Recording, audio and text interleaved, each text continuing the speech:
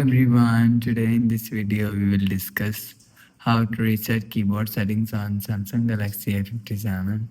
Let's start the video. First of all, go to app library.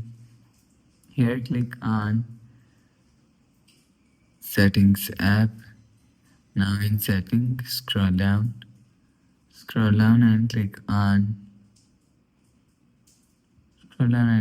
general management.